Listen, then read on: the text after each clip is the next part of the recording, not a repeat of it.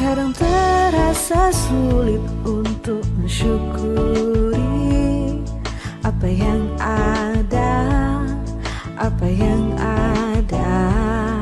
Atau memang hanya kita saja yang tak puas dengan apa yang ada, apa yang ada.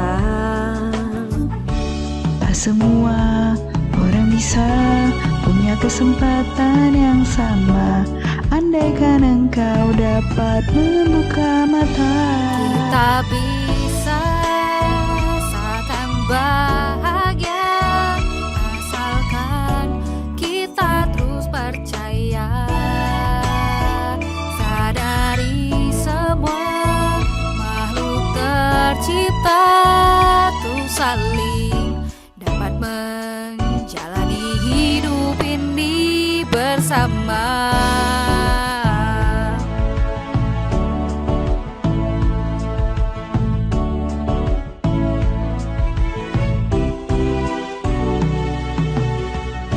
setiap detik yang kau jalani, oh sungguh sangat berarti. Jangan pernah kau sia-siakan diri. Semangat yang masih terpendam, jangan biarkan tenggelam. Marilah arungi arus kehidupan. Tak semua orang bisa punya kesempatan yang sama. Andaikan engkau dapat membuka mata, Kita bisa seakan bahagia asalkan kita terus percaya. Sadari semua makhluk tercipta untuk saling dapat menjalani hidup ini bersama. Jangan engkau ragu, aku di sini untukmu. Walaupun tak selalu di laga yang sama, gelap pasti kan menghampiri, badai pun datang menghakimi. Namun sinarnya kan menjaga jelas arah kita.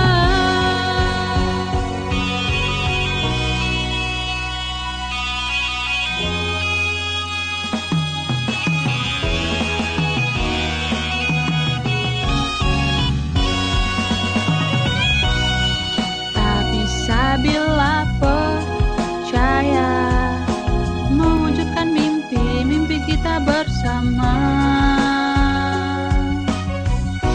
Kita akan raih bahagia, mengubah semua harapan jadi nyata.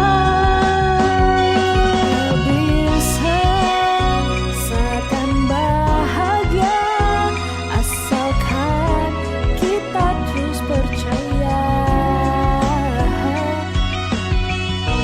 Kita akan raih bahagia untuk saling dapat menjalani hidup ini bersama.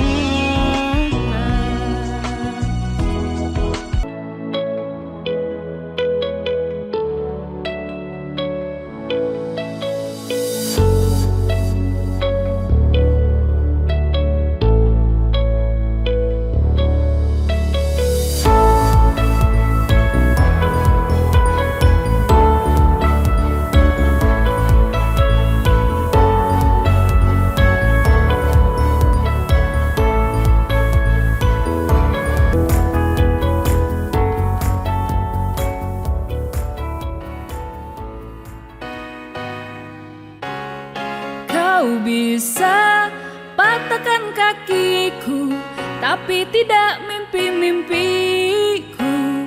Kau bisa lumpuhkan tanganku, tapi tidak mimpi-mimpiku. Kau bisa merebut senyumku, tapi sungguh tak akan lama. Kau bisa merobek hatiku, tapi aku tahu obatnya. Manusia kuat untuk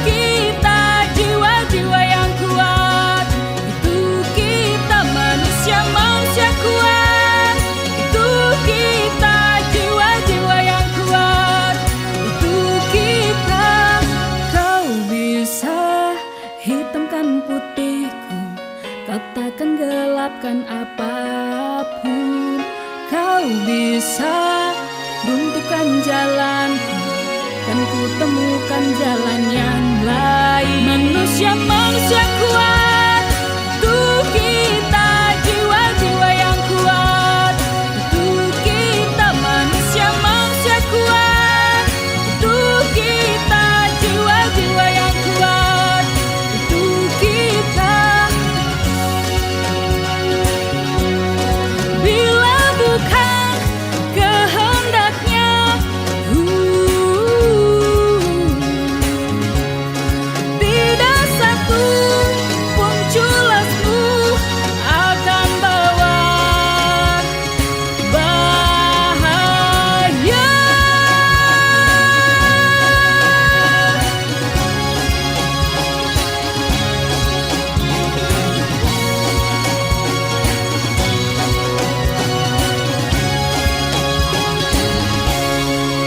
Manusia kuat, itu kita jiwa-jiwa yang kuat, itu kita manusia kuat, itu kita jiwa-jiwa yang kuat, itu kita manusia kuat, itu kita jiwa-jiwa yang kuat, itu kita manusia kuat, itu kita jiwa-jiwa yang kuat, itu kita. Kau bisa patahkan kakiku, patah tanganku, rebut senyumku, hitamkan putihnya hatiku, tapi tidak mimpi-mimpiku.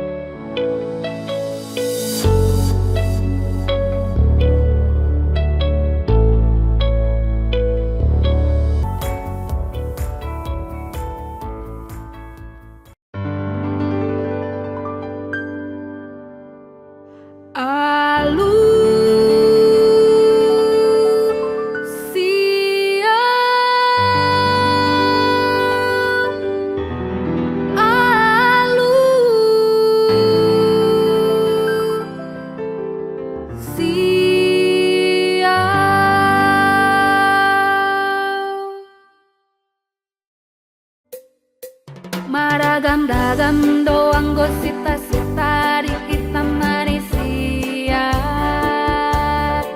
marasing-asing doang go pangidoan di ganuk-ganuk jolma. Hamoraon hagabeon hasangapon ido dilului nadeba, di nadeba asal matar barita goarna tahe.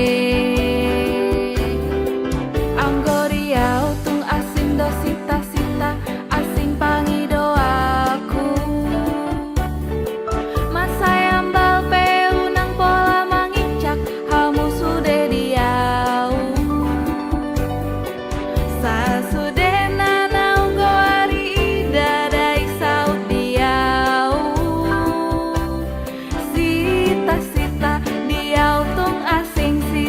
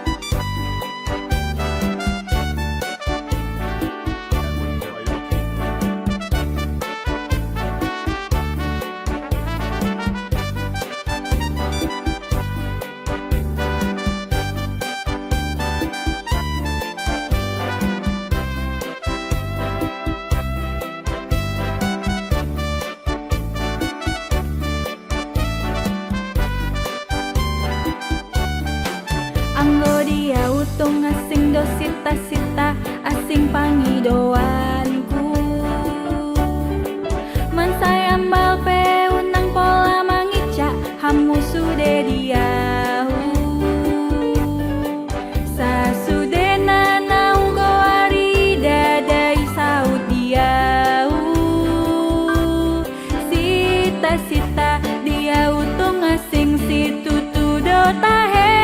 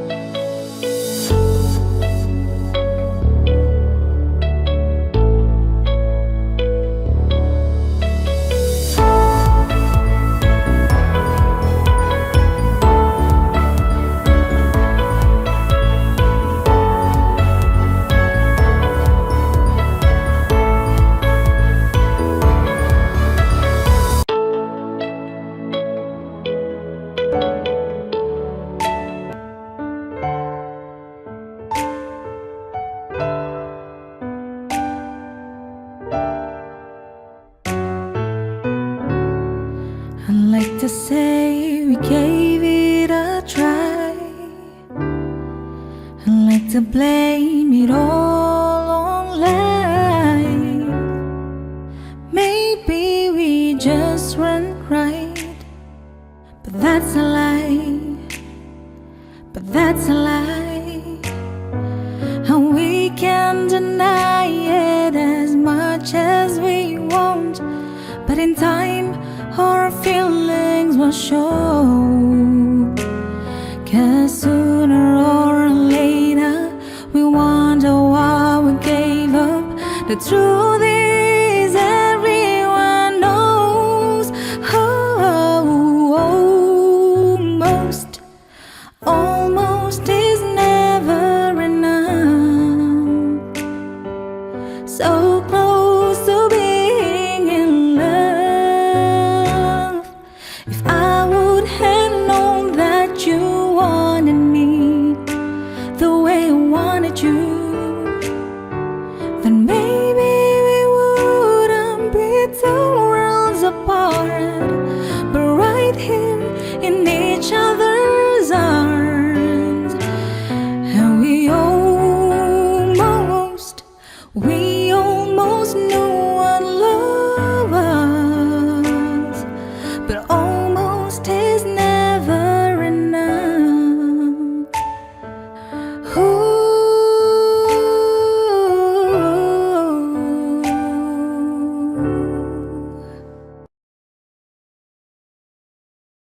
Assalamualaikum warahmatullahi wabarakatuh. Selamat pagi.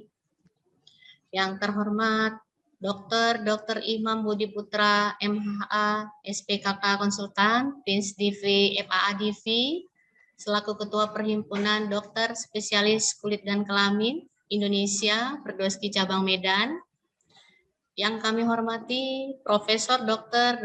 Nelva Kajusuk, SPKK Konsultan, Pins DV, FAA DV, selaku Ketua Departemen Dermatologi dan Venereologi Fakultas Kedokteran Universitas Sumatera Utara. Yang kami hormati Dr. Hairina SPKK, MKED DV, selaku Ketua Panitia Simposium hari ini. Yang kami hormati pembicara simposium hari ini, Dr. Kesri Meher MKes, MKED DV, SPDV, Dr. Kristo Alberto Nababan, SPKK, MKED DV, FINS DV, FAA DV. Serta Bapak, Ibu, teman sejawat, peserta simposium hari ini yang berbahagia. Marilah kita panjatkan puji syukur kehadirat Allah Subhanahu wa Ta'ala, karena berkat limpahan dan rahmat-Nya kita dapat hadir di sini dalam keadaan sehat walafiat. Saya Siska Anggreni Lubis yang akan memandu acara sampai dengan selesai. Pada hari ini, Perhimpunan Dokter Spesialis Kulit dan Kelamin Indonesia atau Perdoski Cabang Medan bekerja sama dengan Departemen Dermatologi dan Venereologi Fakultas Kedokteran Universitas Sumatera Utara menyelenggarakan acara simposium virtual yang bertema Peran Secukinumab dalam Tata Laksana Psoriasis Vulgaris di Era Jaminan Kesehatan Nasional. Adapun susunan acara pada hari ini, yang pertama adalah pembukaan, yang kedua adalah kata sambutan sekaligus pembukaan secara simbolis oleh Ketua Departemen Dermatologi dan Venerologi Fakultas Kedokteran Universitas Sumatera Utara. Yang ketiga adalah acara inti, yaitu sesi ilmiah, dan yang keempat adalah acara penutup.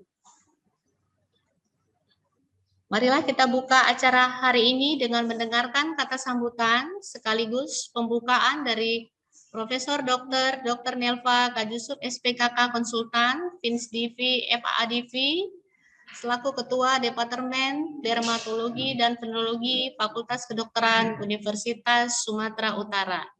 Kepada Profesor Dr. Nelva kami persilahkan.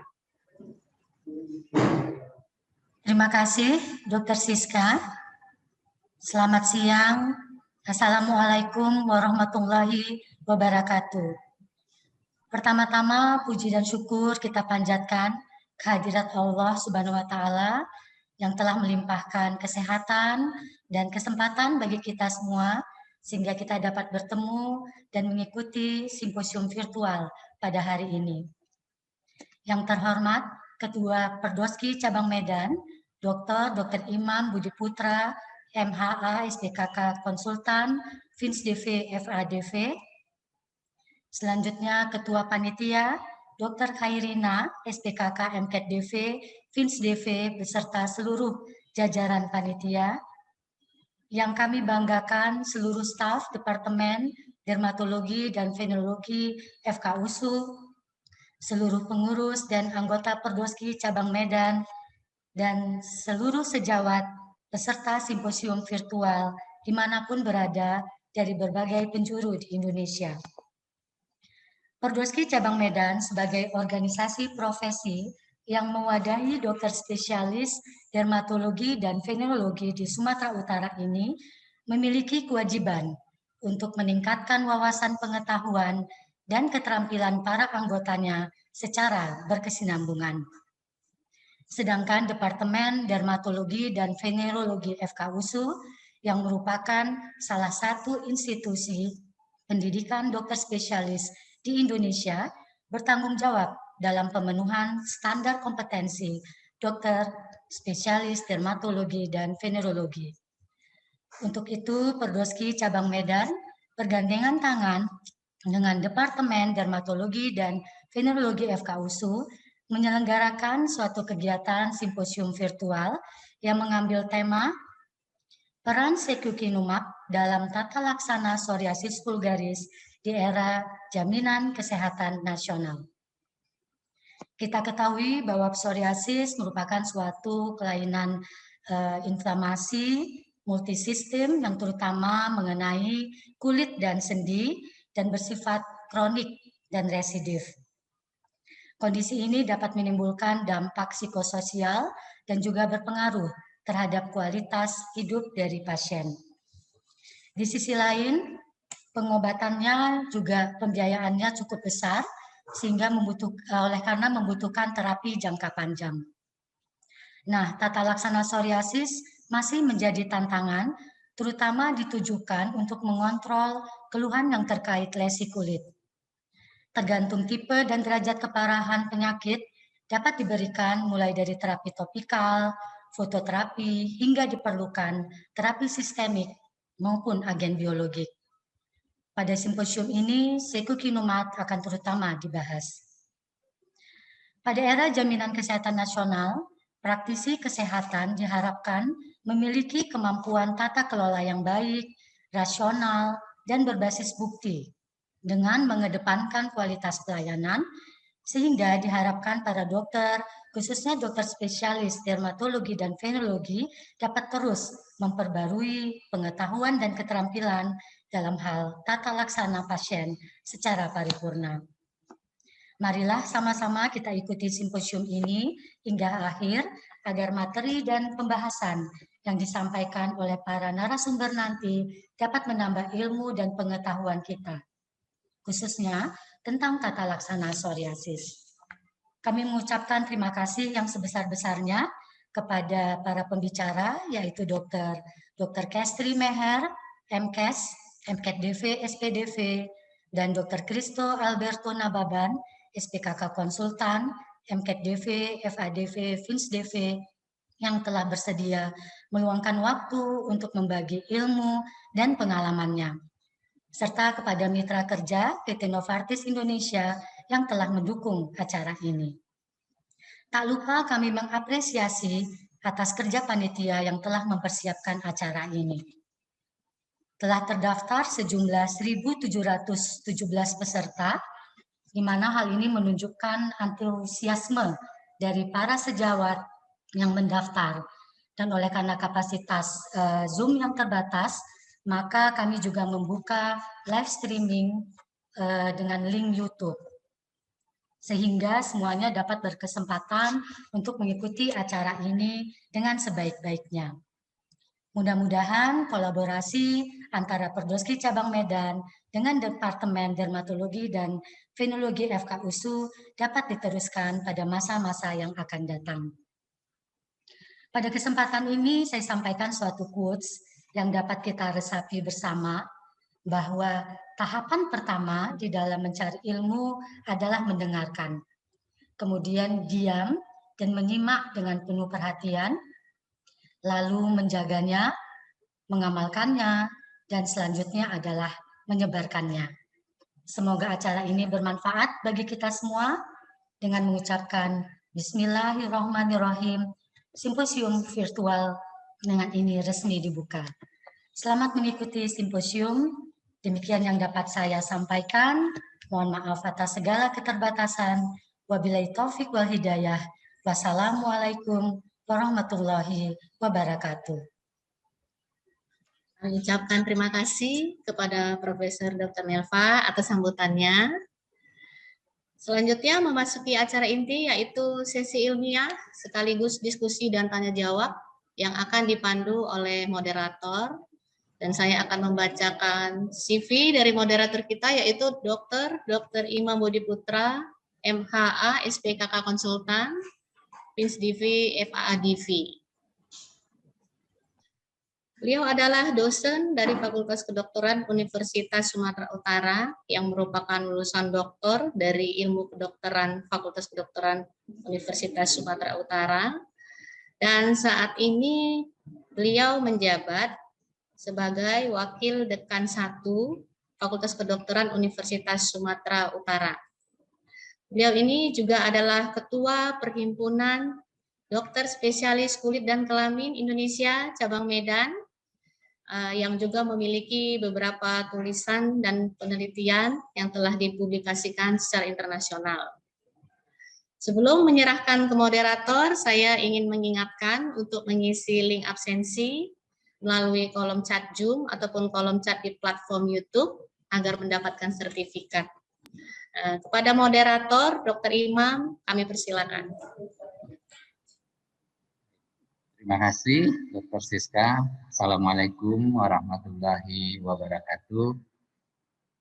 Pertama-tama saya mengucapkan terima kasih kepada panitia yang telah mempercayai saya untuk menjadi moderator pada simposium pagi hari menjelang siang ini. Pada simposium ini ada dua pembicara. Sebagai pembicara pertama adalah Dr. Kestri MS, MKK, SPKK, dan pembicara kedua adalah Dr. Kristo Anamaman, Spesialis Kulit dan Kelamin Konsultan, FADV, PISDV. Baik, untuk yang pertama ini saya akan menyampaikan kurikulum vitae dari Dr. Kestri. Beliau adalah alumni Fakultas Kedokteran Universitas Islam Sumatera Utara untuk fakultas kedokterannya, dan untuk spesialis kulit dan kelaminnya beliau adalah alumni dari dermatologi dan venerologi Fakultas Kedokteran Universitas Sumatera Utara dan menjalani pendidikan program doktor di Fakultas Kesehatan Masyarakat Universitas Sumatera Utara. Beliau aktif di berbagai organisasi dari mulai Ikatan Dokter Indonesia sebagai anggota di bidang 2 Perhimpunan Dokter Spesialis Kulit dan Kelamin cabang Medan. Kemudian beliau juga Ketua Bidang Pelayanan Kesehatan dan Sosial Palang Merah Indonesia Provinsi Sumatera Utara. Dan beliau aktif mengikuti kegiatan ilmiah baik nasional maupun internasional. Dan beberapa tulisan beliau juga ada disampaikan baik itu publikasi nasional maupun internasional. Untuk mempersingkat waktu, kami persilahkan Dr. Kestri untuk menyampaikan makalahnya.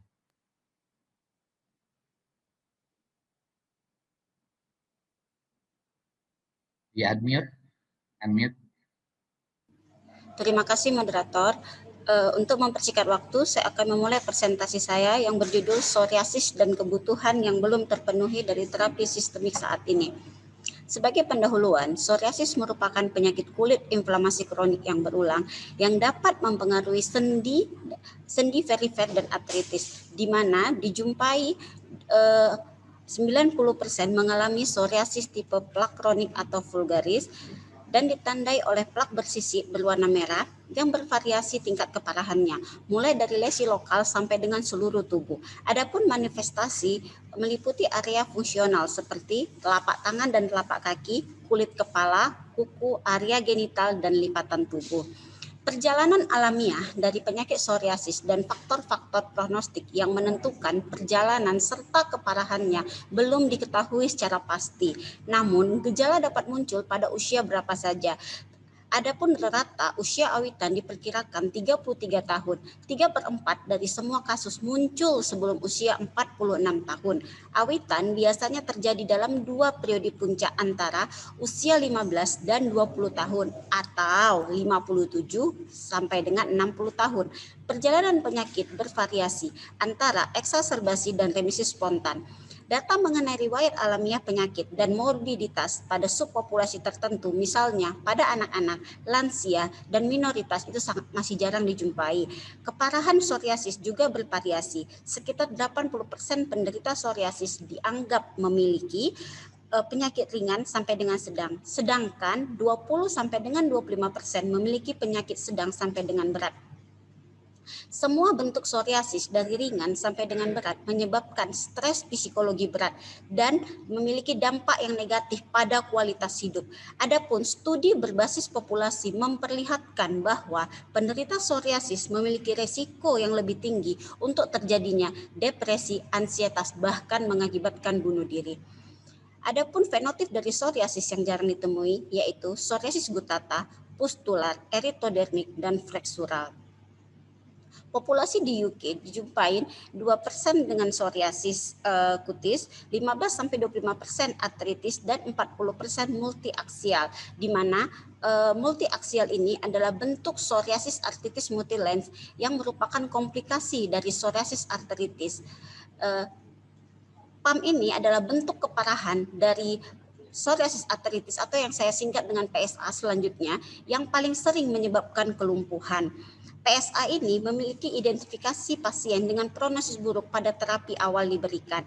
Sementara pasien dengan psoriasis akan berespon cepat terhadap terapi tanpa ada komplikasi lainnya. Berikut adalah patobiologi dari penyakit psoriasis, di mana gambaran ini memperlihatkan perbedaan fenotip klinis dari penyakit psoriasis yang terjadi sebagai konsekuensi, di mana faktor predisposisi yang mempengaruhi terjadinya psoriasis yang pertama adalah genetik, kemudian diikuti oleh faktor lingkungan, faktor-faktor lokal berdasarkan tempat penyakit, berupa sendi, kulit, tulang belakang, ataupun jaringan ikat.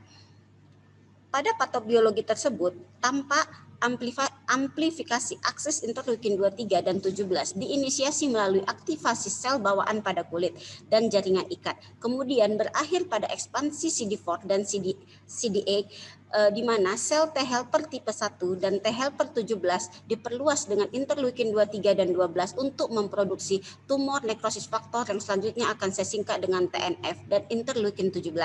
Perbedaan alel antar alel HLA atau human leukocyte antigen ataupun haplotype substansi dari sel T dan profil respon terapi berhubungan dengan perbedaan psoriasis dan mana yang lebih dominan antara psoriasis artritis dengan psoriasis kutis dan hal itu menyebabkan perbedaan gejala ataupun komplikasi dari penyakit tersebut, yaitu psoriasis dengan psoriasis artritis dijumpai perbedaan human leukocyte antigen atau HLA tipe B dan HLA tipe C. Dengan adanya perbedaan patologi tersebut, terjadi juga perubahan molekul HLA dari perubahan asam amino yang menyebabkan ataupun mengaktifkan reseptor T dan jalur sitokain, di mana varian genetik non-HLA berhubungan dengan penyakit psoriasis pada reserve sekian-sekian, dan pada reserve selanjutnya 9231-623 ini sangat spesifik pada psoriasis artritis. Perbedaan penyakit psoriasis PSA dan psoriasis kutis itu menyebabkan asparagin ataupun residu serin pada posisi 97 yang sangat spesifik, di mana HLA B27 ini sangat spesifik untuk psoriasis artritis, sementara untuk psoriasis kutis yang paling spesifik adalah HLA B26. Adapun kebutuhan terapi yang belum terpenuhi pada psoriasis ini yaitu pada psoriasis artritis, di mana terjadi kerusakan struktur. Berdasarkan gambaran klinisnya, fotoradiografi pada psoriasis artritis dijumpai erosi tulang artikuler, osteoproliferasi, osteolisis, dan osteoporosis dari tulang rawan, di mana pada terapi ini yang sangat diprioritaskan adalah perbaikan kerusakan tersebut.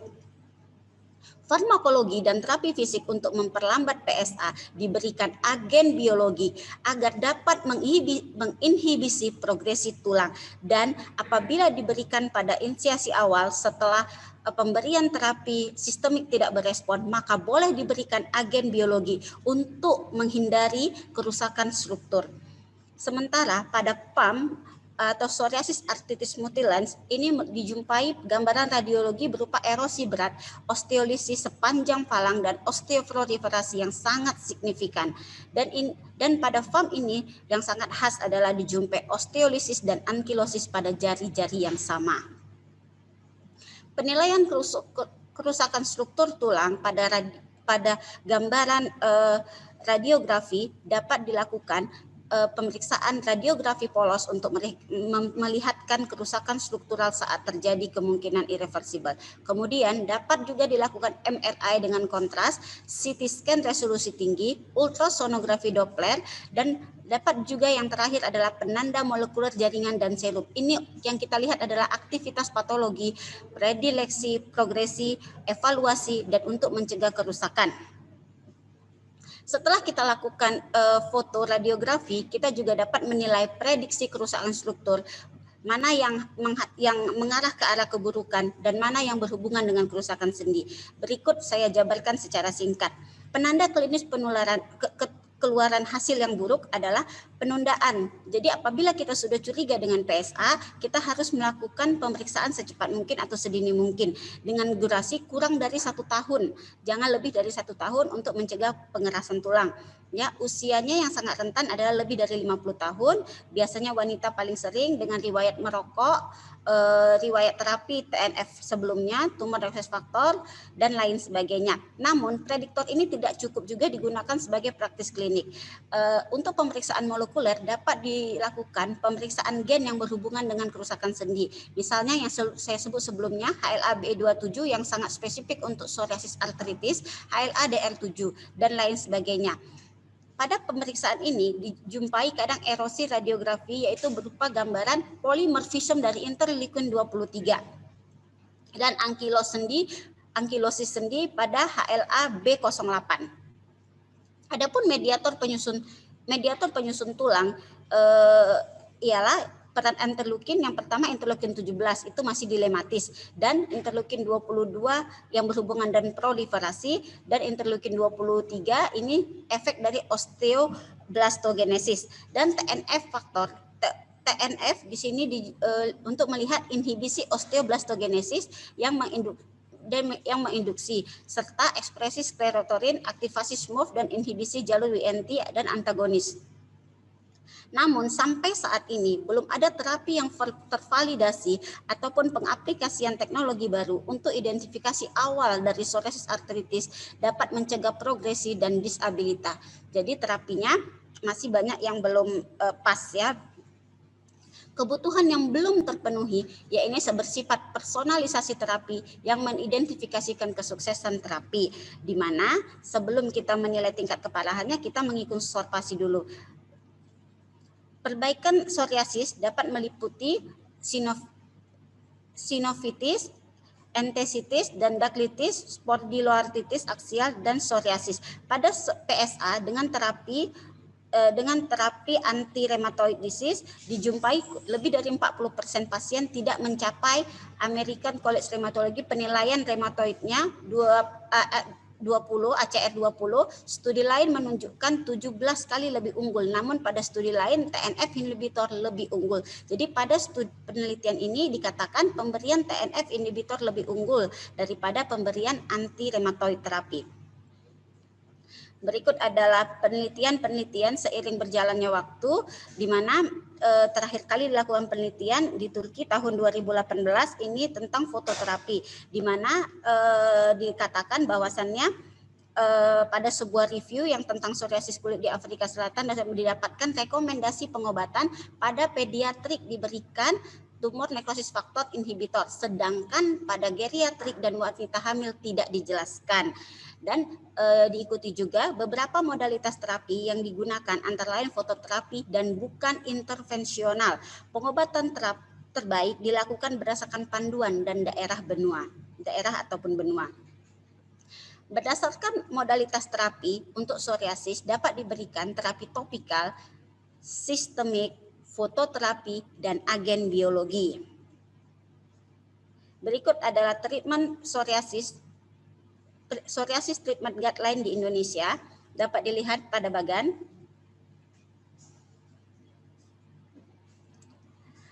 Pilihan terapi untuk psoriasis telah berkembang pesat dalam dekade terakhir. Pada tahun 2003, terapi yang disetujui untuk psoriasis sedang sampai dengan berat hanya asid resin, metotrexat, dan fototerapi. Sejak itu, obat-obatan sistemik oral lainnya dan beberapa terapi biologi mulai tersedia. Dalam sejumlah terapi lain masih dalam perkembangan dan uji klinis. Mayoritas penderita psoriasis mengalami penyakit ringan dan dapat diatasi dengan obat topikal. Namun, sekitar 25% pasien dengan penyakit sedang sampai dengan berat, obat sistemik ataupun fototerapi dengan radiasi ultraviolet dibutuhkan jika terapi topikal tidak efektif ataupun kontradiksi. Agen biologi dapat diindikasikan jika satu atau lebih obat sistemik gagal menghasilkan respon yang adekuat atau ditoleransi buruk atau tidak cocok karena adanya komorbiditas. Obat-obatan dapat dirotasi secara periodik untuk membatasi paparan terhadap potensi toksisitas obat. Rotasi terapi khususnya bermanfaat pada siklosporin dan methotrexate yang efek sampingnya umumnya berkaitan dengan lama terapi dan penghentian terapi memungkinkan pemulihan dari efek samping. Pilihan dalam praktek klinis sangat bervariasi dari satu negara ke negara lainnya. Dalam keadaan apapun, pilihan terapi harus disesuaikan secara individual dengan pasien berdasarkan keampuhan dan profil keamanannya, harga, kenyamanan, ketersediaan, dan adanya penyakit lain. Monoterapi dengan obat anti-psoriasis topikal adalah terapi lini pertama pada sebagian besar kasus dan obat utama penyakit ringan. Obat topikal umumnya aman dan dapat ditoleransi baik dengan variasi derajat keampuhan dalam menghambat proliferasi sel kulit yang berlebihan dan menurunkan inflamasi serta pembentukan sisi atau skuama. Namun, penggunaan obat topikal sebagai monoterapi untuk penyakit yang luas atau penyakit yang terbatas yang membandel tidak dianjurkan secara rutin. Kepatuhan terhadap terapi topikal masih sulit karena kerugiannya seperti tidak nyaman, kebutuhan terapi yang rumatan yang terus-menerus, dan gejala yang tidak hilang semua. Pada penyakit sedang atau berat, terapi topikal dapat digunakan berkombinasi dengan fototerapi, obat sistemik ataupun agen biologi. Obat topikalnya dapat digunakan berupa emolien, kortikosteroid, analog vitamin D, termasuk kombinasi dengan kortikosteroid. Kortikosteroid topikal paling banyak digunakan untuk terapi psoriasis di seluruh dunia. Limitasi dari terapi topikal kortikosteroid termasuk potensi menyebabkan atrofi kulit dan absorpsi sistemik terutama pada kortikosteroid kuat dan luas tubuh yang luas. Fototerapi terdiri dari pemberian reguler sinar ultraviolet yang diawasi secara medis, pemberian NB-UVB atau narrowband UVB yang merupakan komponen alamiah dari sinar matahari memperlambat pertumbuhan dari sel-sel kulit yang sakit. Kombinasi fototerapi dengan obat topikal atau sistemik atau fotokemoterapi dapat secara sinergis meningkatkan keampuhan terapi tetapi juga meningkatkan risiko fotosensitivitas dan luka bakar. Terapi ultraviolet bersama dengan obat photosensitizing psoralen atau FUVA cukup efektif tetapi menyebabkan efek samping berupa mual, peningkatan risiko kanker kulit, dan photoagingnya dipercepat. Penggunaannya telah berkurang sejak diperkenalkannya UVB yang lebih aman dan lebih nyaman. Fototerapi dan fotokemoterapi adalah terapi yang hemat biaya dengan toksisitas lebih rendah daripada obat sistemik. Penggunaannya terbatas karena kurang nyaman, tidak tersedia, dan kesulitan penggantian biaya. Alternatifnya adalah fototerapi UV di rumah. Selain itu juga adalah terapi laser yang baru disetujui oleh US FDA untuk plak psoriasis terlokalisasi kronik. Terapi laser adalah terapi UVB dengan intensitas tinggi yang diberikan melalui excimer laser. Keuntungannya adalah tidak mengenai kulit normal, tetapi data keampuhan jangka panjang sampai hari ini belum dijumpai. Adapun jenis obat sistemik oral konvensional 1 dapat diberikan MTX. Ini adalah obat oral yang paling sering digunakan untuk psoriasis sedang sampai dengan berat, di mana obat ini memiliki efek samping toksik pada hati dan supresi sumsum tulang. Kontraindikasinya tidak boleh diberikan pada ibu hamil karena menyebabkan teratogenitas. Selain itu juga dapat diberikan siklosporin, di mana cara kerjanya menghambat fase sel T dan memproduksi sitokin. Meskipun sangat efektif, obat ini menyebabkan nefrotoksisitas dan hipertensi. Amerika Serikat hanya menyetujui penggunaan selama 1 tahun. Selain itu juga jenis obat oral konvensional 2 yaitu acitresin. Ini merupakan suatu retinoid oral di mana cara kerjanya mengikat reseptor nuklear retinoid dan menyebabkan proliferasi dan diferensiasi keratinosip menjadi normal. Namun obat ini juga memiliki efek samping berupa hiperlipidemia dan kelainan uji fungsi hati. Efek teratogenitasnya juga kuat. Asid resin juga dikontraindikasikan pada perempuan usia reproduktif atau mungkin hamil dalam 3 tahun setelah penghentian terapi. Karena obat ini merupakan turunan dari retinoid ya, sifatnya juga teratogenik. Berikut tampak kita lihat adalah penelitian tahun 2013 Young dan kawan-kawan. Di sini dapat dilihat terapi sistemik yang paling ampuh untuk psoriasis ya. Di sini masih dilihat adalah MTX dan lain sebagainya ya. Agen biologi. Sebenarnya apa sih agen biologi itu? Agen biologi itu merupakan suatu protein yang diekstraksikan dari jaringan hewan atau dibuat dengan teknologi DNA rekombinan dan memiliki aktivitas farmakologinya. Agen biologi ini memiliki isi seperti antibodi monoklonal, protein rekombinan, dan protein fusi. Obat ini diberikan melalui injeksi atau infus intravena yang dirancang untuk menargetkan sitokin secara spesifik, termasuk tumor nekrosis faktor alfa atau TNF alfa. Kemudian interleukin 12 atau 23 diikuti oleh interleukin 17. Adapun jenis agen biologi yang ada di Indonesia yaitu ada etanercept yang di mana ini targetnya adalah TNF alfa. Kemudian infliximab targetnya juga TNF alfa. Adalimumab targetnya juga TNF alfa. Ustekinumab di mana targetnya adalah subunit gen P40. Yang terakhir adalah secukinumab di mana targetnya adalah interleukin 17A. Sagasta treatment target pada psoriasis ini berdasarkan PASI ya. Dan ini adalah prioritas pasien terkait pengobatan psoriasis di mana menunjukkan bahwa atribut terpenting pada responden dengan psoriasis artritis, kemampuan pengobatan untuk juga bekerja pada semua manifestasi psoriasis dan psoriasis artritis. Selain itu juga atribut terpenting pada responden yang tidak memiliki psoriasis artritis diharapkan bahwa kulit yang bersih atau hampir bersih. Sekian yang dapat saya sampaikan. Terima kasih.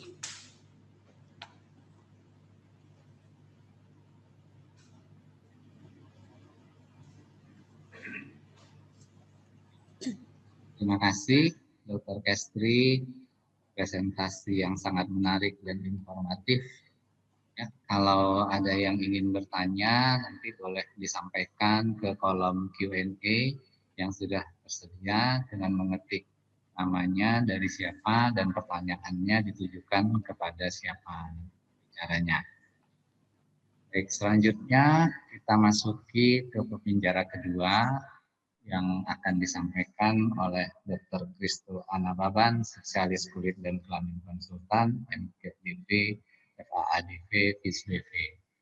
Baik, sebelumnya di kurikulum vitae daripada beliau, ya, beliau adalah sebagai Kepala SMF Ilmu Kesehatan Kulit dan Kelamin RSUP Haji Adam Malik, Medan, dan juga bertugas di Komite PPI Rumah Sakit. Dan beliau juga merupakan staf luar biasa dari Departemen Dermatologi dan Venerologi Fakultas Kedokteran Universitas Sumatera Utara dan berasal dari alumni dari mulai dokter, spesialisnya juga dari Fakultas Kedokteran Universitas Sumatera Utara. Dan beliau juga aktif sebagai pembicara di kegiatan-kegiatan ilmiah baik dalam negeri maupun luar negeri. Sekali lagi mungkin kami ingatkan kalau yang ingin bertanya di kolom Q&A dan juga nanti mengisi link absensi baik dari link Zoom maupun dari link YouTube. Untuk waktu dan kesempatan kami persilakan Dr. Christo. Terima kasih Dr. Imam Budi Putra, SPDK Pendidikan, sebagai moderator pada siang hari ini. Terima kasih saya ucapkan kepada Imam yang telah menunjuk saya sebagai pembicara pada siang hari ini, dan terima kasih kepada Prof. Elva sebagai ketua departemen yang mengizinkan saya saya mulai.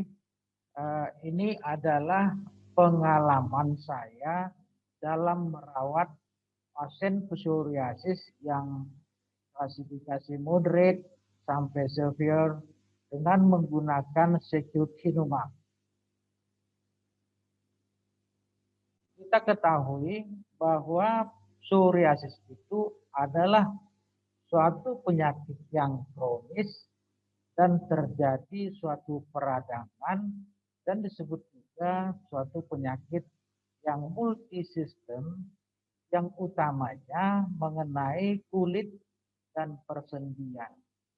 Disebutkan juga bahwa psoriasis itu adalah suatu penyakit yang dimediasi oleh sistem imun. Secara imunologi, patogenesis daripada psoriasis itu sejak tahun 1980 dituliskan bahwa yang utama terjadi proliferasi daripada keratinosit. Kemudian terjadi peradangan. Sehingga dalam terapinya diberikan suatu agent anti proliferasi. Saya sebutkan tadi bahwa penyakit psoriasis ini dimediasi oleh sistem imun atau imunitas. Ini adalah interaksi kompleks antara sistem imun bawaan atau innate dan immunity yang didapat atau adaptif yang melibatkan beberapa sel seperti sel keratinosit, neutrofil, sel dendritik, dan sel limfosit T. Kita lihat dari bagan ini atau gambar ini, tadi saya nyatakan di awal bahwa keterlibatan atau interaksi kompleks antara innate immunity dan adaptive immunity. Kalau yang innate immunity kita sebutkan aksis neutrofil keratinosit. Jadi kita lihat di sini terjadinya hiperproliferasi atau abnormal diferensiasi daripada keratinosit itu akan mengeluarkan suatu sitokin yaitu CXCL8 atau interleukin 8 akan mempengaruhi neutrofil dan neutrofil nanti akan mengeluarkan suatu sitokin yang mengakibatkan aktivasi daripada keratinosit yaitu interleukin 17A. Selain itu akan membentuk suatu mikroabses di epidermal. Kemudian secara adaptive immunity yang disebut tadi aksis dendritik sel dan T sel itu kita lihat di sini bahwa sel dendritik nanti bila dia teraktivasi akan mengeluarkan suatu sitokain. Kalau dia mengeluarkan sitokain TNF alpha, dia langsung mempengaruhi keratinosit untuk terjadi suatu proses peradangan di sana. Kalau dia mengeluarkan interleukin 23 akan mempengaruhi sel T yang akan mengeluarkan interleukin 17A dan interleukin 22 dalam mempengaruhi keratinosit, terjadi suatu hiperproliferasi, terjadi kasus lesi. Ini lebih lanjutnya atau lebih jelas bisa saya gambarkan bahwa adaptif imunitas yang aksis dendritik sel yang bagian atas dan yang innate immunity yaitu aksis neutrofil dan keratinosit bisa kita lihat. Dari awal dendritik sel plasmasitoid yang akan mengeluarkan beberapa sitokin utamanya TNF alpha dan interferon gamma akan mengaktifasi atau mempengaruhi myeloid dendritik sel untuk mengeluarkan beberapa sitokin yang utamanya kalau dia mengeluarkan interleukin 23 akan mempengaruhi sel TH17. Harapan 17 nanti akan mengeluarkan beberapa sitokin terutama interleukin 17A dan 17F yang akan mempengaruhi keratinosit dalam terjadinya proliferasi daripada keratinosit. Kalau dendritik myeloid dendritik sel tadi mengeluarkan interleukin 12, dia akan mempengaruhi T helper 1 untuk menghasilkan beberapa sitokin, contohnya TNF alpha, interferon gamma, dan interferon 2, dan langsung akan mempengaruhi keratinosit lagi dan mengaktifasi terjadi proliferasi dan mengeluarkan beberapa antimikrobial peptide yang terjadi eksesif, katanya banyak ya. Kalau dia mengeluarkan beberapa sitokin yang lain, contohnya TNF alpha langsung ke keratinosit. Kalau dia mengeluarkan dendritic cell yang interleukin 23 itu yang utama terjadinya suatu psoriasis. Kemudian bisa kita lihat dari mana keratinosit nanti akan mempengaruhi lagi mengeluarkan interleukin 8 berupa chemotaxis, mengakibatkan neutrofil mengeluarkan interleukin 17A yang mengakibatkan aktivasi dari keratinosit, terjadi lagi proliferasi daripada keratinosit. Jadi semuanya itu dari awal disebutkan bahwa teori terbentuknya psoriasis ini adalah suatu proliferasi keratinosit dan terjadi peradangan. Jadi di sini dilihat bukan hanya T helper 17 yang menghasilkan interleukin 17. Ini bisa kita lihat penjelasan daripada gambar tadi, di mana lingkaran umpan balik proinflamasi yang disebabkan oleh interleukin 17. Makanya kalau dendritic cell tadi, ya sel dendritik yang teraktivasi mengeluarkan interleukin 23 akan mempengaruhi sel T helper 17 dan sel T naif untuk memproduksi interleukin 17A. Jadi kalau sel T naif nanti akan dirangsang menjadi memori T cell, memori T helper 17. Dan nanti akan berperan lagi kalau ada aktivasi dari dendritik.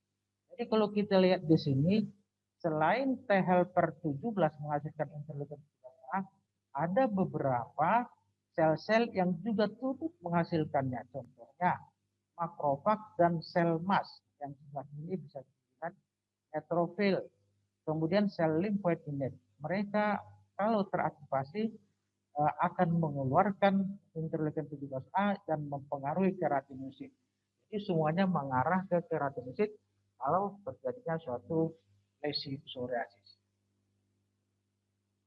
Nah, seperti Dr. Kestri tadi sudah menyampaikan ini, menurut Perdoski tahun 2019, alur tata laksana psoriasis vulgaris ini kita nilai dulu penilaian keparahan, kemudian penilaian komorbiditas. Jadi dalam memutuskan suatu pengobatan kepada pasien psoriasis ini, kita harus nilai keparahannya, nilai juga komorbiditasnya.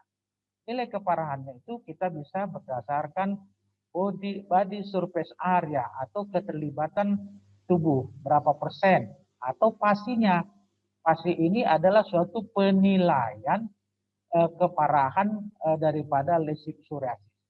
Kemudian keterlibatan lokasi mana dia? Karena ada beberapa lokasi yang sulit untuk diobati daripada psoriasis. Kemudian dalam pengobatan psoriasis juga kita harus nilai kualitas hidup di pasien. Jadi kita nilai ringan, sedang, berat. Kemudian komorbiditasnya apa? Seperti sekarang, apakah lagi ada COVID positif dia? Kita nggak dikasih ini ya kan gitu ya. Dan sebagainya, apakah ada termasuk gaya hidup, apakah dia peminum alkohol, apakah dia perokok, kemudian apakah dia mengandung penyakit-penyakit yang berbahaya. Kita baca di sini, kalau ada hal-hal komorbiditas yang tidak bisa ditangani oleh spesialis kulit, konsultan ke departemen yang terkait. Seperti penyakit emerging, risiko kardiovaskular, kita rujuklah ke ahlinya, dan sebagainya. Kemudian dari derajat keparahan psoriasis tadi yang tipe plak pada orang dewasa bisa kita tetapkan dari ringan, sedang, berat. Salah satu kriteria dia di bawah ini terpenuhi bisa kita sebut dia ringan, misalnya keterlibatan luas daerah atau tubuh yang terkena psoriasis di bawah 3%, itu kita nilai dengan ringan. Atau pasinya, pasi psoriasis assessment severity index itu di bawah 5, itu kita buat ringan. Dan seterusnya kalau sedang PSA-nya 3 sampai 10, pasi 5 sampai 10, dan kualitas hidup 10 kalau berat. Nah, ini kalau berat salah satu kriteria di bawah ini, misalnya keterlibatan daripada luas permukaan tubuh itu di atas 10%, itu sudah masuk ke dalam berat. Atau keparahan daripada lesi psoriasis itu lebih dari 10 nilainya, sudah kita buat berat. Kemudian kualitas hidup nilainya lebih dari 10, kita tetapkan yang berat. Kemudian kalau psoriasis dengan adanya komorbiditas juga termasuk dalam berat. Sekarang hati-hati, apalagi sekarang dalam masa pandemi, apakah itu suatu komorbiditas juga? Nah, kita lihat. Kemudian ada psoriasis yang rekalsitran, artinya ini bandal, diobati sembuh datang lagi. Kemudian ada juga psoriasis yang sulit diobati, termasuk ke dalam lokasi-lokasi yang saya tuliskan di sini. Ini menjadi pertimbangan untuk rawat inap atau one day care. Nah, ini membantu sedikit mungkin teman sejawat sudah bisa kalau di survei area tadi yang saya sebutkan itu area telapak tangan dan 5 jari itu kita hitung 1%. Jadi total BSA-nya. Kalau kepala 10, ekstremitas atas 20, badan itu 30, kemudian ekstremitas bawah 40. Kemudian psoriasis area and severity index itu atau PASI tadi, ini adalah kalau dia keparahannya ada itu nilainya sampai 72. Tapi kalau untuk melihat hasil pengobatan atau mengukur respon pengobatan, disebut juga dengan PASI, artinya berapa persen pengurangan dari PASI itu. Kalau PASI-nya 50, berarti sudah endpoint-nya itu yang diukur pada minggu tertentu ada pengurangan PASI-nya lebih dari 50. Kalau PASI-nya kurang dari PASI 90, ini adalah suatu hasil yang baik daripada suatu pengobatan. Jadi PASI itu bisa mengukur hasil pengobatan. Kemudian dari alur tata laksana psoriasis tipe plak dewasa, kalau kita lihat di sini sebenarnya nggak rumit-rumit amat lah ya. Ada ringan, ada sedang, ada berat. Ini dikeluarkan oleh Perdosky tahun 2019. Dibuatkan kalau ringan, terapi topikal cukup atau fototerapi. Kalau dia sedang, bisa terapi topikal, bisa fototerapi, tapi boleh dipertimbangkan terapi alternatif, terapi sistemik non-biologik atau terapi sistemik biologic agent. Nah ini kalau sedang. Kalau dia berat, semua ini bisa dipakai. Tergantung tadi yang saya lihat apakah ada komorbiditas atau tidak. Ini ada penelitian Taylor and Francis pada tahun 2017 dinyatakannya bahwa meskipun mendapat terapi sistemik yang berkelanjutan lebih dari 12 minggu, pasiennya masih memiliki lesi psoriasis yang luas, pasti masih di atas 10, kualitas hidup masih kurang baik. Kemudian pada pasien psoriasis sedang berat yang masih memiliki lesi psoriasis yang luas itu 69 diantaranya menggunakan terapi sistemik konvensional. Jadi masih terdapat kebutuhan pengobatan yang belum terpenuhi. Jadi diperlukan terapi yang lebih baik, baik secara dalam efikasi, dalam keamanan, dan cost effectiveness. Jadi tadi Dr. Kestri juga sudah sampaikan bahwa tujuan pengobatan yang disarankan untuk psoriasis itu adalah kulitnya bersih. Yalah, kalau orang psoriasis dengan kulit yang tebal sisik-sisik, nggak akan berani dia pergi ke kolam renang untuk berenang, ya kan? Jadi kulit yang bersih, kemudian peningkatan kualitas hidup, itu yang sangat penting bagi pasien. Dan keduanya terrefleksikan dalam tujuan pengobatan yang terkini. Kalau kita lihat di sini, kalau pasiennya masih 50% atau keberhasilannya masih 50%, berarti respon obatnya tidak adekuat. Jadi dimodifikasilah terapinya. Strategi modifikasi bisa peningkatan dosis, pengurangan interval dosis, atau kombinasi terapi. Atau paling beratnya ganti obat. Apalagi dengan kualitas hidup di atas 5 indeksnya ya. Tapi kalau PASI di atas 75 artinya respon terapi sudah mengurangi 75% daripada keluhannya itu, berarti responnya adekuat. Jadi lanjutkan terapi.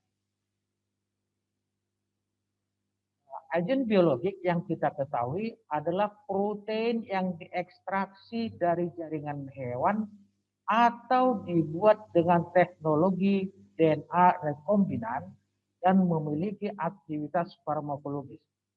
Agen biologis itu meliputi antibodi monoklonal, protein rekombinan, dan protein fusi. Bisa diberikan secara intravena atau ini saya pernah kasih dengan subkutan. Contohnya TNF alfa, interleukin 12, 123, dan interleukin 17.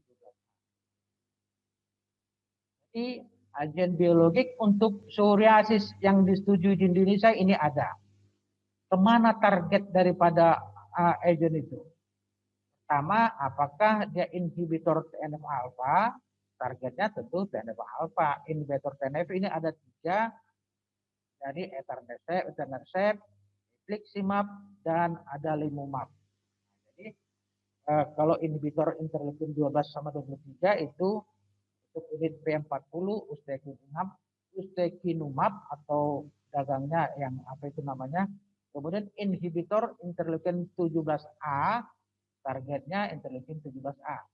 Ini secukinumab. Tadi Prof. Nelva sudah bilang kita fokuskan ke secukinumab pada pagi hari ini. Mungkin pada hari lain kita buat yang lain lagi. Jadi kalau kita lihat ini struktur molekulnya yang fully human monoclonal antibody adalah yang adalimumab, ustekinumab, dan secukinumab.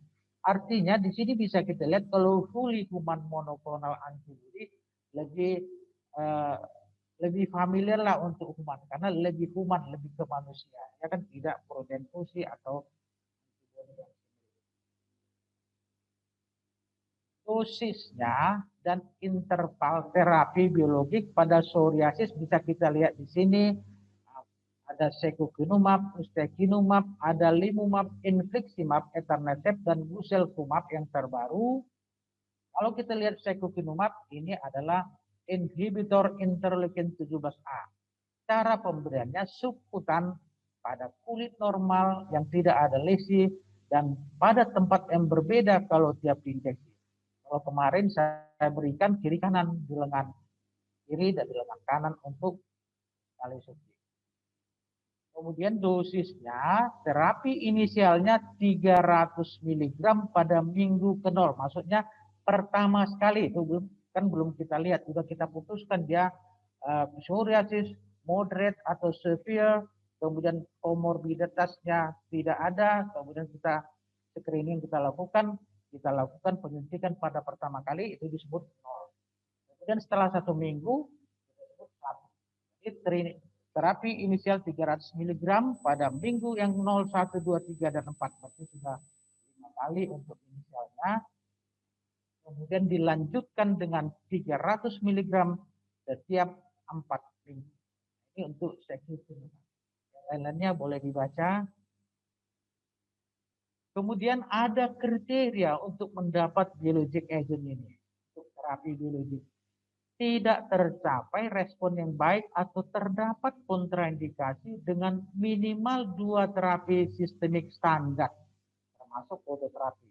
Ini utamanya untuk pasien BPJS karena di PPK di rumah sakit dinyatakan sudah tidak respon terhadap 2 terapi sistemik konvensional, dibuat begitu. Kemudian ini gagal dengan terapi methotrexate dan siklosporin. Penyakit psoriasis yang diderita memberikan dampak yang besar pada fungsi fisik, psikologis, dan sosial. Dan kualitas hidup indeksnya di atas 10. Terdapat gejala depresi atau ansietas. Ini kriteria-kriterianya ya. Kemudian psoriasis yang ekstensif dengan keterlibatan permukaan tubuh lebih dari 10% atau pasinya lebih dari 10 nilainya.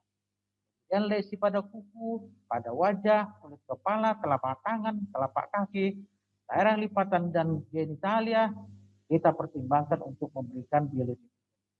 Sebagai terapi dini pada psoriasis artritis, psoriasis persisten atau tidak memenuhi syarat untuk MTX dan siklosporin. Jadi ada pemeriksaan sebelum memberikan agen biologi ini, yaitu keganasan tidak ada infeksi, kemudian dia hipersensitivitas terhadap zat aktif, apakah dia ada TB aktif, atau apakah dia mengidap Crohn disease, atau dalam pemberian vaksinasi, utamanya yang sekarang ya dalam pandemi. Jadi khusus untuk TNF alpha inhibitor ini ada beberapa pemeriksaan yang harus diperiksa kalau memberikan TNF alpha inhibitor. Selanjutnya, kalau keganasan itu kalau kita curiga misalnya ada keganasan kita periksa. Kemudian kalau kita curiga TB, infeksi TB, kita lakukan foto toraks ya. Kemudian pemeriksaan darah lengkap karena ada efek samping atau ya efek samping pemberian obat ini. Kemudian enzim hati, fungsi hati harus diperiksa, fungsi ginjal, tes kehamilan, orang hamil dulu, adanya hepatitis B atau HIV, atau pemeriksaan gula darah, atau CRP dan elektrolit. Ini screening yang harus diperiksa untuk memberikan biologic agent. Ini ada kaskade daripada beberapa sitokain yang dikeluarkan dan biologic agent yang bisa menghambatnya. Bisa kita lihat TNF alpha inhibitor itu etanercept, ada limubab, infliximab yang menghalangi TNF alpha untuk tidak terjadi suatu patogenitas. Kemudian T helper 17, kalau interleukin 12 dan interleukin 23 inhibitor seperti ustekinumab, kalau hanya interleukin 23 inhibitor saja tanpa inhibitor interleukin 12 itu guselkumab, risankizumab, dan mirikizumab. Jadi ini menghambat interleukin 12 dan interleukin 23. Kalau menghambat interleukin 17A, kita lihat secukinumab dan sekizumab ya. Kalau yang 17A dan F inhibitor bimekizumab dan lain-lain sampai terusnya. Alasan menargetkan interleukin 17 mungkin sudah jelas tadi, karena banyaknya sel-sel yang menghasilkan interleukin 17 tadi bukan hanya sel T, tapi sel-sel yang lain juga bisa menghasilkan interleukin 17.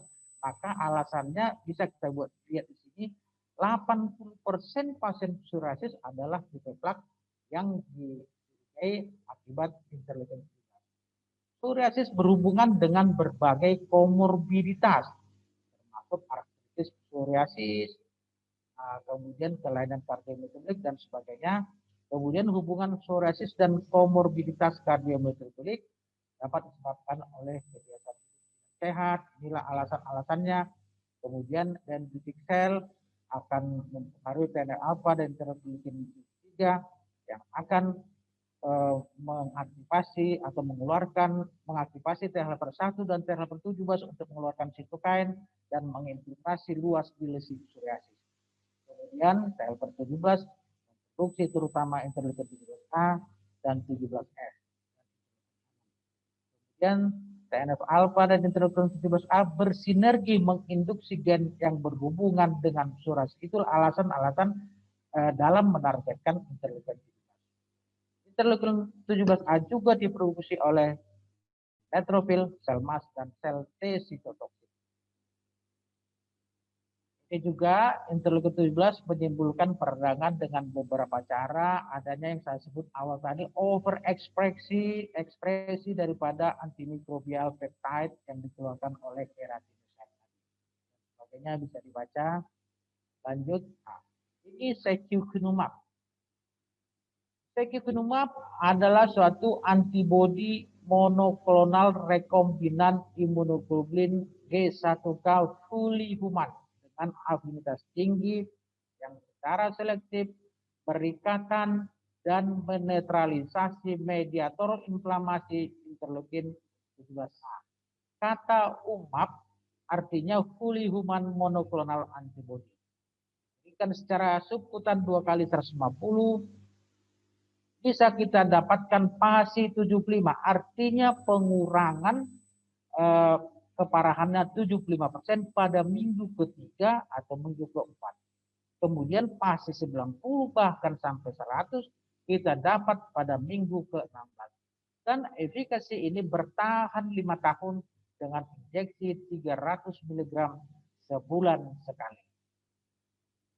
Ini ada studi oleh Ersur dan Fixur, ini menyatakan dengan studi fase 3 acak tersamar ganda terkontrol placebo. Pada Ersur dengan N-nya 738, dia menggunakan secukinumab 300 mg dan secukinumab 150 mg dan placebo. Kemudian Fixur dengan N1306 menggunakan secukinumab 300 mg, secukinumab 150, placebo dan etanercept 50 mg. Kita lihat mereka menilai pada minggu ke-12 dan dinilai juga pada minggu ke-52. Ini hasilnya, bisa kita lihat bahwa dalam penggunaan secukinumab 300 mg lebih baik untuk memperbaiki kualitas hidupnya dibanding secukinumab 150, apalagi dengan placebo. Kemudian penelitian Fixur dibandingkan 3 agent ini kelihatan bahwa secukinumab 300 mg lebih unggul dari secukinumab 150, bahkan dari etanercept yang 50. Itu pada minggu ke-12 tadi. Ini ke minggu ke-52 sampai minggu ke-52 masih tetap unggul yang secukinumab yang 300 mg dibanding secukinumab 150 mg, bahkan dari etanercept 50 mg. Tapi secukinumab 150 juga lebih unggul daripada etanercept yang 50 mg. Jadi PASI 90 memberikan perbaikan kualitas hidup yang lebih tinggi. Ya, ini kita lihat kualitas hidup yang hijau itu PASI yang 90 kualitas hidupnya lebih tinggi daripada yang PASI 75. Jadi ini kita lihat kualitas hidup kan lebih tinggi yang hijau daripada yang biru. Ini studi Clear pada tahun 2015 dia membandingkan superioritas yang konsisten dibanding ustekinumab untuk respon kualitas hidup sampai ke minggu ke-52. Kita lihat bahwa secukinumab lebih unggul daripada ustekinumab dalam hal pencapaian kualitas hidup yang lebih baik dan mempertahankan sampai ke 52 minggu. Kita lihat secukinumab lebih unggul dari ustekinumab berdasarkan penelitian Clear. Jadi ini ada beberapa pengalaman saya menggunakan secukinumab. Kalaupun ini kurang baik gambarnya karena saya bukan mengambil foto yang baik, kemudian yang mengirim pun juga. Jadi ini gambar lesi kulit pada pasien psoriasis vulgaris minggu 0 belum penyuntikan. Jadi di sini kita suntiklah pertama kali karena 0, kan belum ada efeknya. Ini kita suntik. Di plak eritematosa dan squama berlapis generalisata. Hampir seluruh tubuh ini ada. Kakinya, badannya, punggungnya, ya, dan lengannya. Ini setelah minggu ketiga. Jadi kita mau suntik yang ketiga. Inilah hasilnya. Tidak seluruh badan lagi sudah ada yang hitam-hitam itu. Berarti sudah ada hilang daripada lesinya. Kemudian dia nggak mau foto sampai berapa kali. Inilah dia pada minggu ke-12 dia kasih foto bahwa di dada saya sudah nggak ada lagi, di punggung saya pun nggak ada lagi, di lengan dan di kaki saya nggak ada, tapi ada bekas-bekas bercak di kaki. Bagaimana menghilangkannya dokter? Nah, itulah keluhannya sekarang. Ini sama kakinya, bagian paha, bagian depan, bagian belakang. Ini pasien yang kedua. Dia hanya mau dipoto pahanya saja.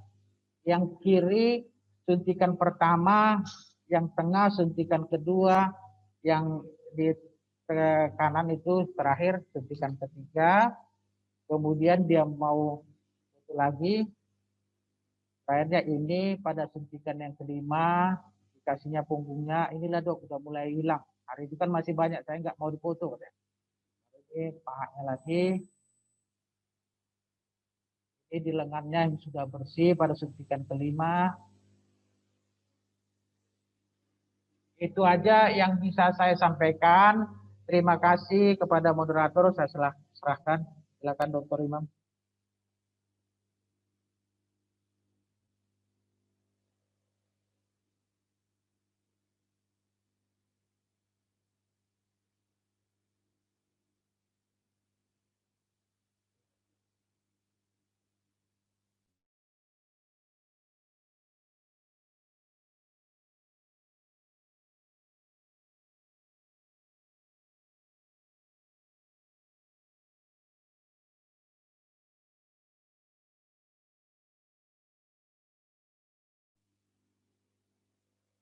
Kami serahkan kepada moderator.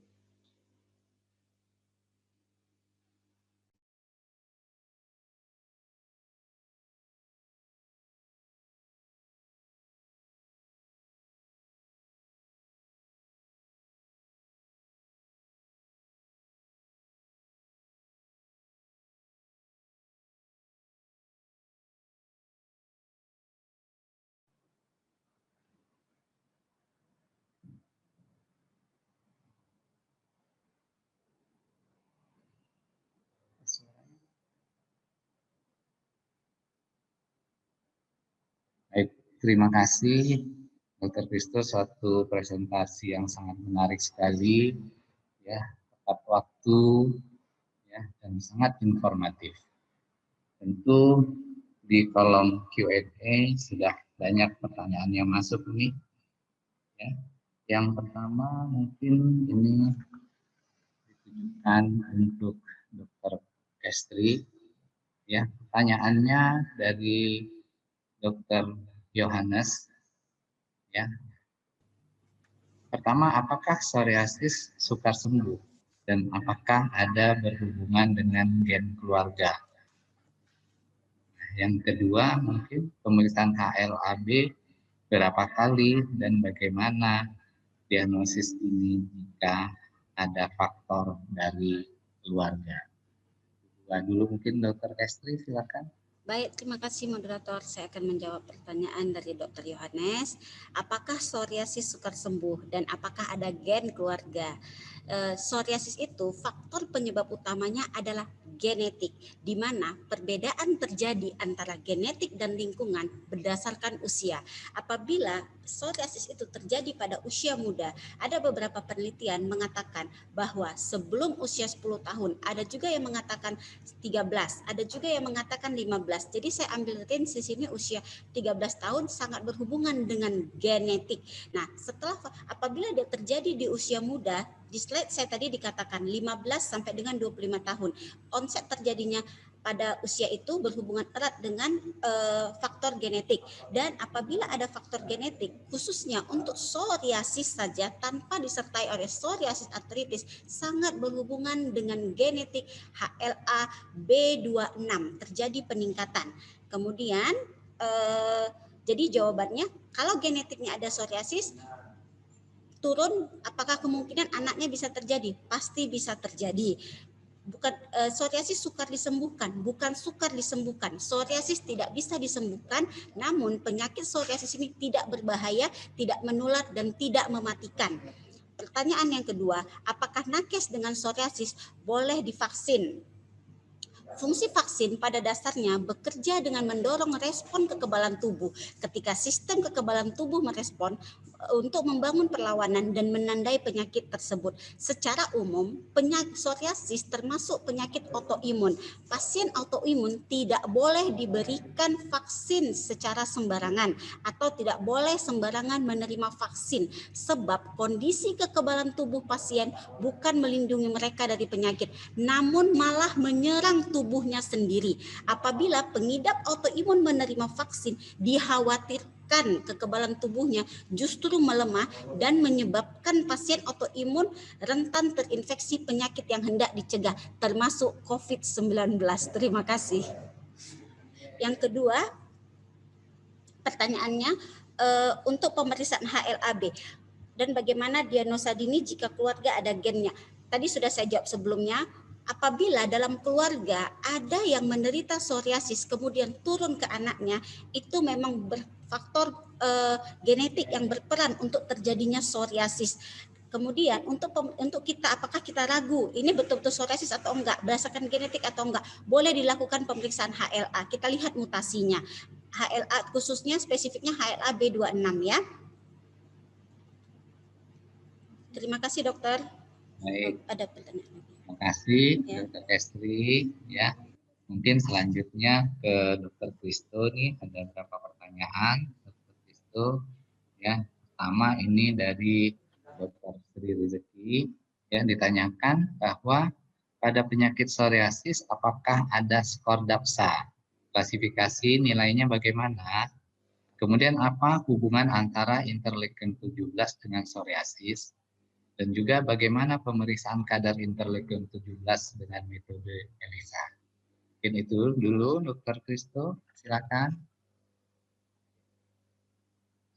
Baik, terima kasih atas pertanyaannya dari siapa?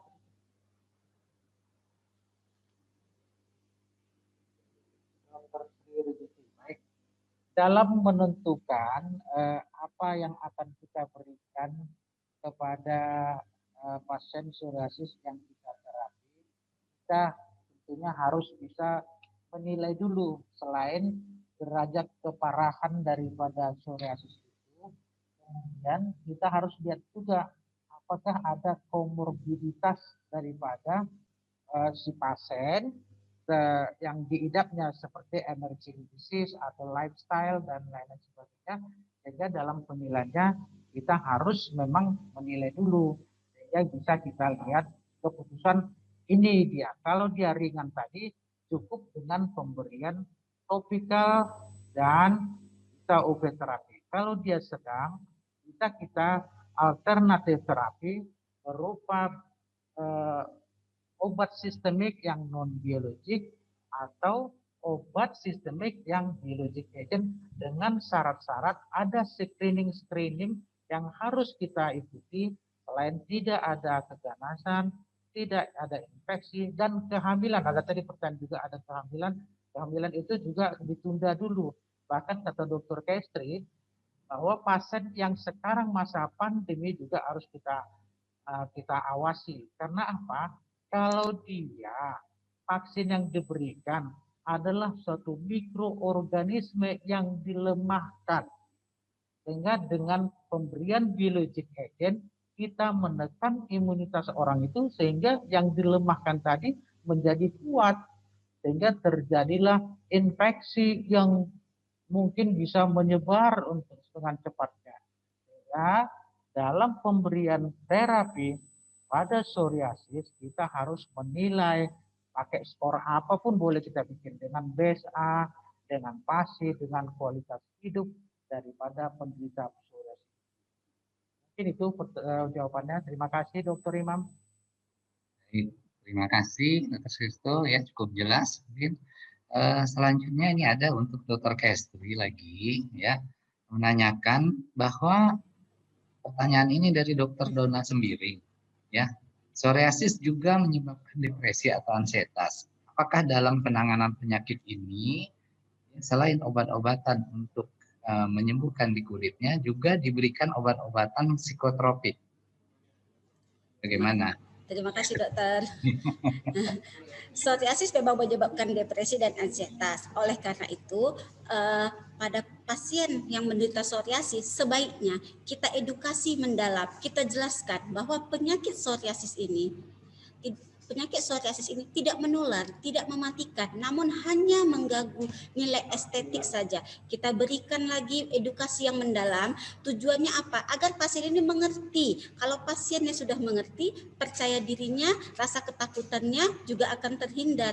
Kenapa? Kalau pasien ini belum mengerti, tingkat stres dari pasien ini akan meningkat. Meningkatnya tingkat stres pada pasien ini menurunkan kualitas hidup. Turunnya kualitas hidup menyebabkan depresi. Itulah yang dikatakan psoriasis ini sangat mengganggu psikososial dari pasien tersebut. Nah, kita tidak memberikan obat-obat psikiatrik. Kenapa? Karena di sini tugas kita adalah mengobati lesi kulitnya saja. Tapi kita berikan edukasi yang mendalam. Terima kasih.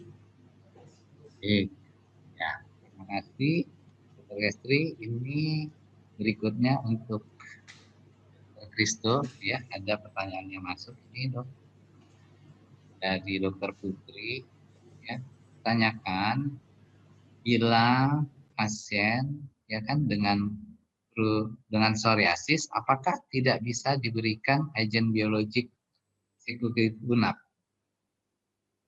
atau tetap bisa diberikan bila pasien tersebut, ya, ini maksudnya tadi pasien tuberkulosis paru, ya, di sini pasien tuberkulosis paru bisa diberikan dan itu atau dikatakan sembuh, atau juga katanya bagaimana tentang pemberian agen biologik ini pengobatannya pada pasien tuberkulosis paru. Baik, terima kasih Dr. Imam. Ada pertanyaan apakah guselkinumab ya, gusel ya, boleh diberikan kan pada pasien psoriasis dengan adanya TB. Memang prinsip utamanya karena biologic agent ini menekan daripada immunity kita. Kalau TB-nya masih aktif, memang kontraindikasi. Namun ada sejawat kita, bahkan sejawat kita Prof yang di Jakarta, ada dengan TB yang sudah terkontrol, masih diberikannya guselkinumab ini. Jadi boleh dia berikan, namun dengan pertimbangan menilai komorbiditas dan apakah infeksinya itu masih aktif tidak. Ada memang yang memberikan, tapi ada juga sejawat kita, kemarin saya baru mengikuti tentang guselkinumab ini, dan Prof ini yang di Jakarta, ada yang tidak mau kasih, tapi saya kasih dan saya kontrol dia. Jadi memang terserah kepada kita, tapi kalau prinsip saya, kita menurunkan imunitas seseorang, adanya suatu infeksi yang diidap oleh pasien psoriasis itu tidak boleh. Mungkin itu Dr. Imam, terima kasih. Baik, terima kasih. Mungkin ya masih banyak sebenarnya pertanyaan di meja saya ini semua, kan itu yang di kolom chat juga. Mungkin tidak semuanya bisa kita sampaikan di sini karena waktu yang membatasi kita. Ya, terima kasih Dr. Kristo, Dr. Kestri. Baik, mungkin tadi kita sudah sama-sama ya mendengarkan penjelasan dari dua pembicara pada siang hari ini ya tentang imunopatogenesis psoriasis, ya. Sudah sama-sama kita simak bagaimana peran-peran semua sitokinnya. Kemudian kita mendengar klasifikasi psoriasis khususnya pada tipe plak yang pada orang dewasa dan juga kriteria derajat keparahan psoriasis, ya, yang ringan, sedang maupun yang berat. Kemudian bagaimana alur tata laksana psoriasis? Sama-sama tadi sudah kita jelaskan bahwa kan itu alur tadi Dr. Kestri dan juga Dr. Kristo sudah menyimak kita sama-sama yang ditayangkan. Kemudian sebenarnya tujuan pengobatan daripada psoriasis ini kan tadi dipaparkan bagaimana sebenarnya untuk agar kulitnya bisa bersih, bisa bagus, dan tentu dengan kulit yang bersih tadi dapat meningkatkan kualitas hidup, tidak stres ya, tidak mengalami depresi tadi Dr. Kestri ya. Tentu penilaian PASI dan DLQI itu juga bisa menjadi satu ukuran. Nah, kemudian sampaikan tadi juga penggunaan agen biologik. Ya, tentu melalui screening yang sangat ketat, ya, yang tadi diberikan melalui disampaikan pengalaman-pengalaman tadi, ya, ini diberikan melalui injeksi ataupun infus intravena, yang tentu dirancang bagaimana agar kelihatan bagaimana mengedepankan sitokin yang secara spesifik tadi, ya itu bisa termasuk di dalamnya TNF-alpha, interleukin 12, 23, dan khususnya adalah interleukin 17A. Interleukin 17A ya diketahui memiliki peran yang cukup besar pada patofisiologi psoriasis ini sendiri.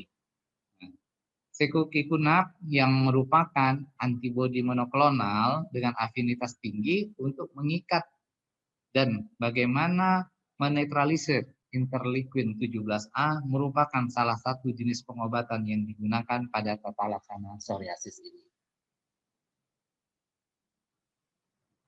Pada beberapa penelitian, efikasi secukinumab yang cukup baik pada tata laksana psoriasis vulgaris, dari mulai psoriasis yang sedang hingga psoriasis yang berat.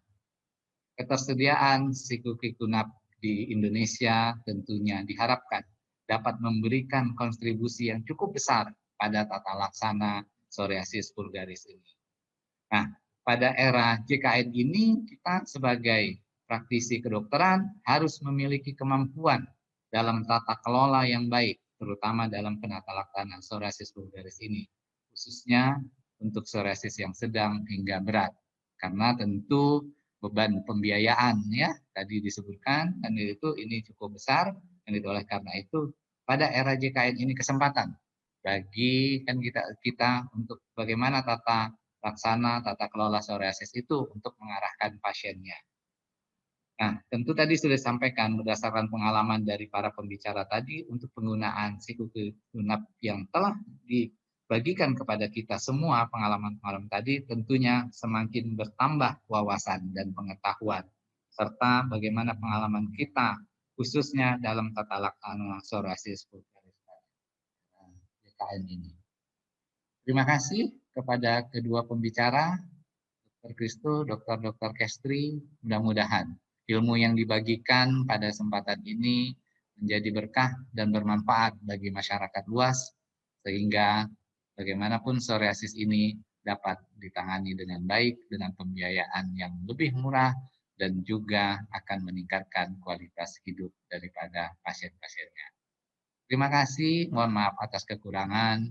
Wabillahi taufiq wal hidayah. Assalamualaikum warahmatullahi wabarakatuh. Saya serahkan kepada MC. Alhamdulillah, demikianlah rangkaian acara kita pada hari ini. Terima kasih banyak kepada narasumber, moderator, dan para peserta yang telah mengikuti acara ini dari awal sampai akhir. Semoga banyak ilmu bermanfaat yang kita dapat pada simposium kali ini. Saya selaku Master of Ceremony dan mewakili panitia memohon maaf apabila ada tutur kata dan perbuatan saya yang kurang berkenan. Akhir kata saya mengucapkan terima kasih. Sebelum kita mengakhiri, mari kita saksikan persembahan lagu dari Sanggar Seni Dermatologi dan Venerologi Fakultas Kedokteran Universitas Sumatera Utara di bawah asuhan Profesor Dr. Nelva. Dan sambil mendengarkan lagu, saya mengingatkan kembali untuk mengisi link absensi melalui kolom chat Zoom atau kolom chat di platform YouTube agar mendapatkan sertifikat. Dan simposium ini dapat dilihat di channel YouTube yang telah di-share sebelumnya. Sekian. Wassalamualaikum warahmatullahi wabarakatuh. Waalaikumsalam warahmatullahi wabarakatuh.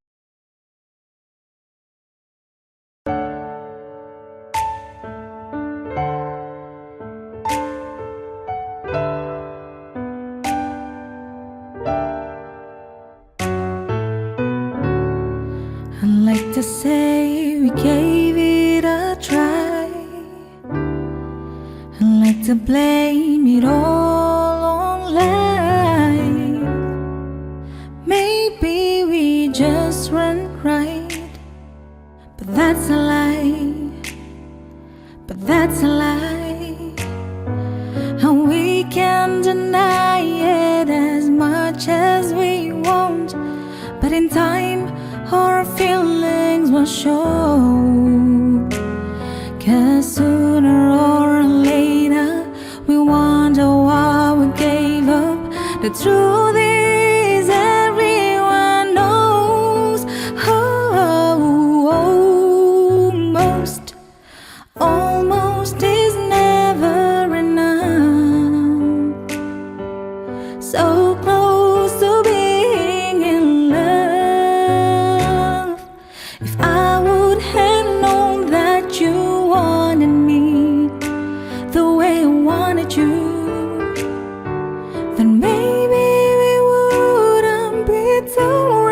apart.